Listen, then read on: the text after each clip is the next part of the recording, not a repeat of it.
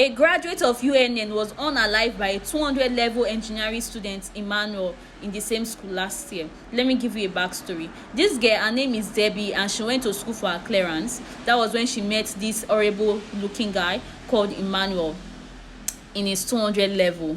So on June 13th was her birthday, and nobody heard from Debbie. The mother was so worried, and it was already past a week. She had to visit the school. She went to the police station and was like trying to know what's happening to her daughter. That was when they told her they found a body in the hotel. They couldn't identify the body because there was no ID card in her. So they showed the mother the body, and that was when the mother was able to identify that that was her daughter named Debbie. That was when the investigation started. So on their investigation, they went to the hotel. On the CCTV, they saw that Debbie and Emmanuel was indeed in the hotel, and they checked with the receptionist, and that was when they found out that Emmanuel gave a false information. Everything was a false information. The address, the name, and the phone number he registered their entry with was all false. But they were able to identify him from the CCTV. That was when he was apprehended. So according to Emmanuel, the perpetrator, he said on that day, on the 14th of June, after Debbie's birthday, they went to the hotel. I don't know if they went there to celebrate, and they are not dating. It was not said that they are dating or they are in a relationship or anything.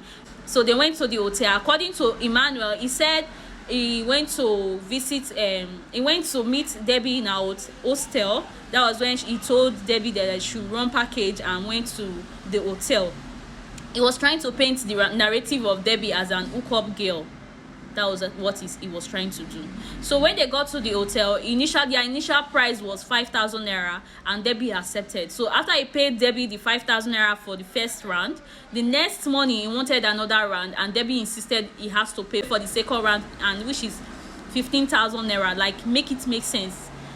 She paid you. You said you paid her 5,000 naira for the first round, and now she's demanding 15,000 naira for second round. Who does that? I don't know. So according to Emmanuel, the dead is already gone. She cannot say her own side of the story. According to Emmanuel, he said when they were having arguments concerning the price rate, then they started dragging, and that was when he choked her and pushed her away from him. That was when she hit her head on the ground and she was unconscious. So being scared, he had to carry curtain, the hotel curtain, and wrapped Debbie's body and shoved her into under the bed, so and act like nothing happened. So he went to the reception like he wanted to check out, and the receptionist was asking, what about the lady you came to the hotel with? And he said she has already gone very early in the morning. So they decided to check the hotel, and when they went to the hotel room, they saw that everything was intact. It didn't occur to them to check the bed or anything. They saw that everything was intact, and they let him leave and went like everything was normal. They went about their day. So after some days, they discovered a foul smell. They was perceiving a foul smell because anybody they want to give the room, they notice that something is oozing from the room. That was when they decided to do their thorough check and raise the bed. They found a body under the bed. That was when they alerted the police, and the police came and took the body. So, like, really, who's going to buy that story from Emmanuel? Like, she wanted 5,000 in the first place. The second round she wanted 15,000 naira.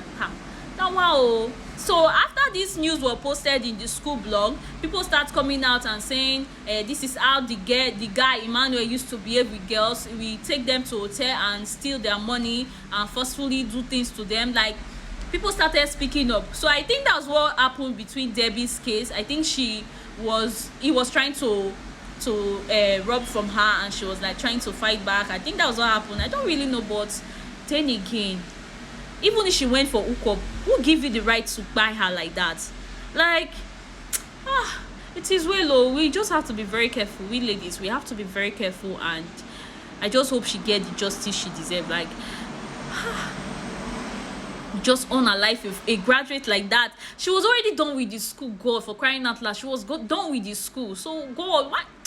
It is where my condolences to the family. Like,